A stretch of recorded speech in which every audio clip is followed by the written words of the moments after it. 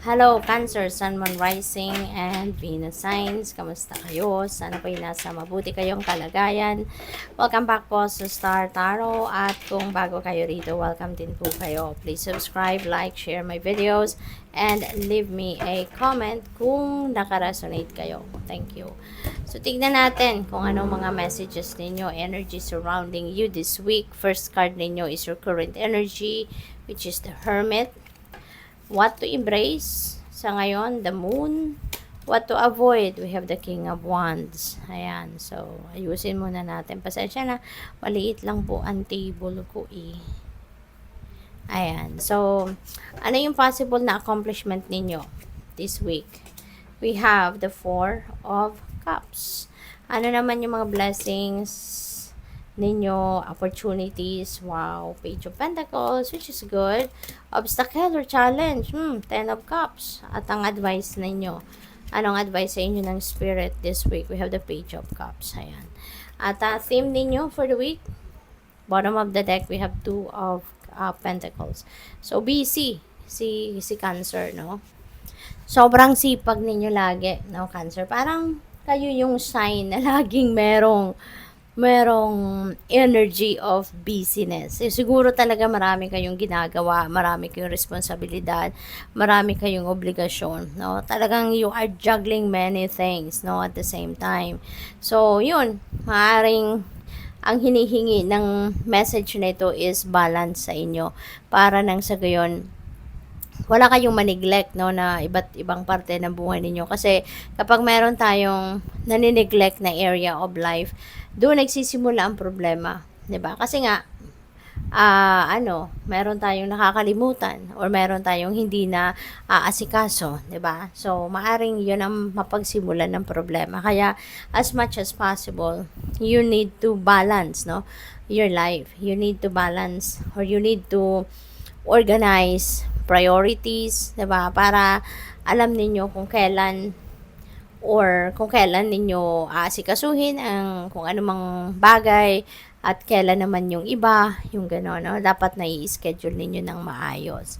So, yung current energy ninyo though is Hermit, which is asking you to spend time alone, spend time by yourself, mag-step back muna kayo sa kung anong pinagkakaabalahan ninyo, ano yung pinagkakabisihan ninyo, at tignan muna ninyo, yung parang time for solitude, ito, para kayo ay mapag-isa, makapag-isip-isip, makapagnilay-nilay. And maybe that is also what you need para na maisip ninyo, ma-determine ninyo, anong priorities ninyo, 'di ba? Kunyari, for every day, ano yung mga kailangan ninyong gawin every day? Ano yung mga dapat na inuuna ninyo? Ano yung dapat na, paano ninyo i-schedule ng mga bagay-bagay na gagawin ninyo, hindi ba? So, maybe kailangan ninyo na talagang mapag-isa muna so that you can focus on that. Kasi kung lagi kayong may kausap, lagi kayong nasa cellphone, nasa gadget, or lagi kayong may kausap, 'di ba, sa bahay or opisina, so talagang hindi ninyo 'yan mapapag-isipan. Kasi you will always be busy, 'di ba? Kaya maaari na ito yung kailangan ninyong gawin para na kahit papaano ma-manage ninyo ng mas maayos, mas effective, at maging mas efficient kayo, no? Para hindi kayo mamomroblema in the long run, 'di ba? Kasi wala kayong makakalimutan, wala kayong maniniglect, wala kayong mapapabayaan, 'di ba? So, 'yon. Ano dapat ninyong i-embrace sa ngayon? We have the Moon. Moon is about intuition. It's about listening and following your intuition. This is about also paying attention to your dreams. Okay? Kasi yung mga panganaginip din natin, those are guidance sa atin ng divine. So, maaari na binibigyan kayo ngayon or bibigyan kayo ng guidance ng universe to help you, 'di ba? Sa sitwasyon mo sa ngayon kasi maaaring marami ka talagang ginagawa at marami kang inaasikaso, you have too much on your plate. So maybe this is guiding you, no? Papalinawin ang isip mo. Maybe that is enlightenment also that is coming towards you na para malinawan ang isipan mo. Kasi baka meron din at the back of your head, baka meron ka din pinoproblema, meron kang pinag-worry, 'di ba? Kaya mas lalo kang naaaligaga, mas lalo kang naguguluhan kaya hindi mo na o-organize ang schedule mo or yung mga priorities mo, yung ganon, diba? So, yun, makinig kayo sa inyong intuition. Makakatulong yan din na gumaan ang inyong pakiramdam. Kasi you will be guided accordingly, no?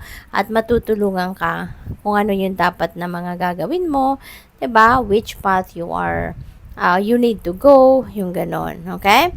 At saka yung panaginip, no? Pay attention kayo sa inyong mga panaginip. Kasi yung mga panaginip mo na yan, sa ngayon, no? Those are guidance sa iyo ng universe. So, pagising ninyo in the morning, kung ano pa ang naalala ninyo na mga elemento ng inyong panaginip, anuhin nyo lang yan, no? Ilista ninyo, no? Sulat ninyo, write them down on paper and make time, no, na i-google ninyo yan, hanapin ninyo, i-search ninyo yung ibig sabihin, ano, yung spiritual meaning ng mga napanaginipan ninyong elemento. Kasi those are messages para sa iyo. Those are guidance para sa iyo ng universe. Alright? So, ano naman ang dapat ninyong iwasan sa ngayon? We have the King of Wands. So, si King of Wands is very influential person. Si King of Wands is maaring siya, manager siya, supervisor siya, mataas na posisyon, no? Nasa mataas na posisyon siya sa kanyang trabaho. And this person is very charismatic, no? Very influential din siya. Napakalaki ng impluwensya niya sa iba. Maraming tumitingin sa kanya, maraming tumitingala sa kanya, as in talagang parang iniidolo, no? Si King of Wands.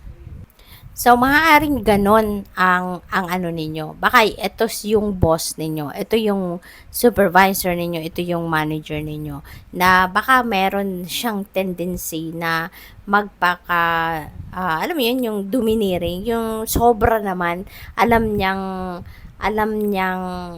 tinitingala mo siya, alam niyang ginagalang mo siya, nirerespeto mo siya ng sobra, kaya maaaring meron ditong pag-aabuso, no? So, ito na lang yung dapat ninyong iwasan, ano? Kapag pag ganon, no, yung manager mo, wag ka na lang sigurong sasagot, wala kang, alam mo yun, yung deadma ka na lang, no? Deadma ka na lang. Kasi mahirap nang kalabanin din ang boss natin, hindi ba? So, yun, as much as possible, wag na lang ninyong pansinin ang ganon. Or kung kayo naman, ito, no? Cancer. Kasi po pwede rin na kayo ito, si King of Wands, diba? Maaring kayo yung isang manager, isang boss, isang ganon. So, sana maiwasan, no? Ito din yung dapat ninyong iwasan na maging domineering kayo, maging diktador, yung ganon ba, no? Yung dapat sakto lang. 'Di ba? Kasi maraming paraan, 'di ba? Iba't ibang klase din ang pwedeng maging pamaraan ng paghahawak ng tao, yung paghahandle ng tao, pagsusupervise ng mga tao. Sunod lang tayo sa tama, kung ano ang tama, sumunod lang tayo sa rules, 'di ba? Yung ganoon, para walang maging komplikasyon. So, ano naman ang possible na accomplishment ninyo this week? We have the Four of Cups. Si Four of Cups, this is an offer. No, this is an offer pero hindi ninyo siguro ito pinapansin. Maaring merong offer dito sa inyo of bagong trabaho or bagong business or bagong racket, 'di ba? It could be like that pero maaring hindi ninyo ito napapansin, no?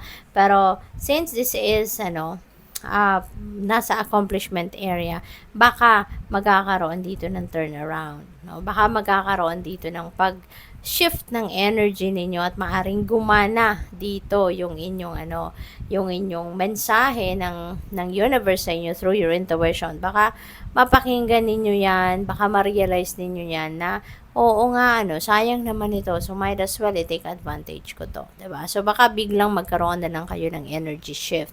At 'yan nga, baka ma-take advantage mo din. Baka mapansin mo din at most likely 'yan ay i-embrace mo din, no, yung opportunity na 'to. Baka i-take advantage mo din siya. So yung blessings and opportunities ninyo na maaaring makamit ninyo is the Page of Pentacles. So which is an offer talaga. So may balita. So most likely eto yun kukunin mo. No, maaring silang dalawa ay iisa lang yung offer na to sa no? Kasi si Page of Pentacles, swerte din kayo rito sa pagkakataong ito kasi merong mga offer dito na pwedeng pagkakakitaan ninyo. Merong mga offer dito na pwedeng maging trabaho ninyo, maging career ninyo, 'di ba? Maging negosyo ninyo. May mga ganon. Kaya po pwede, no? Po pwede na ito yung offer na dati hindi ninyo pinapansin pero ngayon maaring magto-turn around, no, ang inyong energy at baka ito maging positibo ng pag-iisip ninyo at mas makapag-focus na kayo rito, no? So yung obstacle ninyo is 10 of Cups. So, 10 of Cups is domestic happiness. This is domestic bliss, no? So, ano ito fulfillment. Merong sense of fulfillment, merong sense of contentment sa pamilya, merong siguro wish fulfillment din dito, no? Kung ano yung wish mo or wishes siguro ng inyong pamilya, maaring nandiyan na, no? So yun yung normal na meaning ng 10 of Cups. Pero since ito yung possible na maging obstacle ninyo, baka doon kayo sa paghahangad ninyo na magkaroon kayo ng isang masayang pamilya, sa paghahangad ninyo na magkaroon kayo ng isang harmonious, no, na relasyon sa bawat isa sa mga kasamahan mo sa pamilya. Baka ito yung magiging mahirap para sa'yo kung papaano mo yan ma-achieve or kung papaano mo yan makukuha at papaano mo yan mapaparamdam, no, sa iyong pamilya. So, baka doon kayo magkakaproblema. So, pagdating naman sa advice sa inyo ng Spirit, we have the Page of Cups. Ayan. So, masaya ito, exciting, no? This is excitement na mararamdaman ninyo kasi may offer dito. Pwedeng meron dito makikipag-date sa iyo kung single ka pa. Baka meron ditong mag-iimbita sa iyo sa mga okasyon, sa mga celebration, mga ganon. So this is something, no, na parang you will be feeling relaxed and fresh, 'di ba? Kaya take advantage of this para maalis din, no, mabago din yung pakiramdam ninyo. Change of atmosphere, change of environment helps a lot sa atin. Minsan kailangan natin lang ng makapamasya lang at tayo magkakaroon na ng parang renewal sa sarili natin. Parang nare-refresh tayo, 'di ba? Kaya yon, take advantage of this, no? Kung meron kayong mga imbitasyon. So, have fun. So, tignan natin kung ano ang final message ni Cancer.